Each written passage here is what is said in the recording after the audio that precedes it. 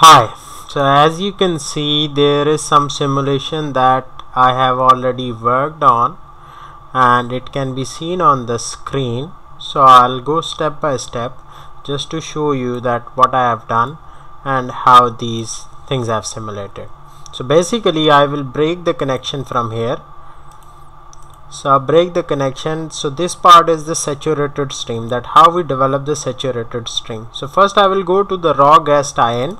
So I'll go to the raw gas tie-in. So I will put the properties or the conditions. I've given the temperature, that is 75 degrees Celsius. Then I've given the pressure and then the amount of the molar flow that we need to add up in the gas treatment facility. All these three things will be provided by the client side, that what will be the temperature at the tie-in point, what will be the pressure at the tie-in point, and how much amount of the molar flow or the gas flow that you have to treat. Then the composition will also be given by the client. So I've given the composition here, in which water, hydrogen sulfide, carbon dioxide, nitrogen and other components are given. So I've added all those compositions. So this one turns to blue. If I break this connection and break this connection as well, the adjuster connection, so you will see, sometimes take time. So you will see this is the raw gas tie-in that I am having at my gas processing facility. Now this is the stream, that is the water stream. So I will name it as water. So the temperature and pressure and everything will be the same. So now we will add all these streams into the saturator. So the feed stream will be the raw gas tie-in, then the water, and we have these two streams all together into the saturated stream. But if you see here, the molar flow is 60 million scuff and here we are having 16 million scuff. Why this 60 million scuff has been done? So basically I have added the adjuster here.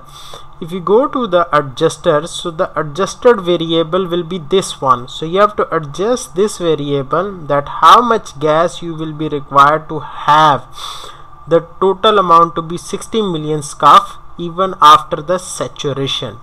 So for that purpose I will select the variable. So I've selected the variable the raw gas. So the adjusted variable will be the raw gas tie-in, that is here. Then I will adjust the property, that will be the molar flow. So molar flow is here. So I've selected the molar flow. So we have to adjust this raw gas tie-in molar flow, that is here, and I have given the offset or the target specified value, that is to be 60 million scuff, that I want to have the saturated raw gas after even the addition of the water. I want that to be 60 million scuff. Now that gas is coming after the saturation and there will be a transmission line or the pipeline that is going to have this as a flow. So I have selected the pipeline from here. So I've added the pipeline here. So if I go to the pipeline and then I select the connection of the pipeline to saturated raw gas.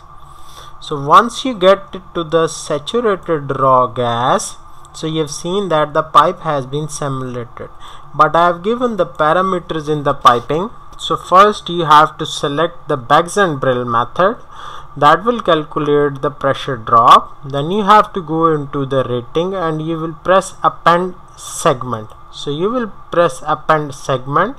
So you will have the segment here. You will add up the length or the value of the pipeline, that how long the pipeline is. So I've selected it to be 50 kilometers. So I will be deleting this section because I have already simulated. So I've given the 50 kilometer. Then you go to the heat transfer menu and you go to the overall HTC. You will give the ambient temperature, that will be provided based on the client standard.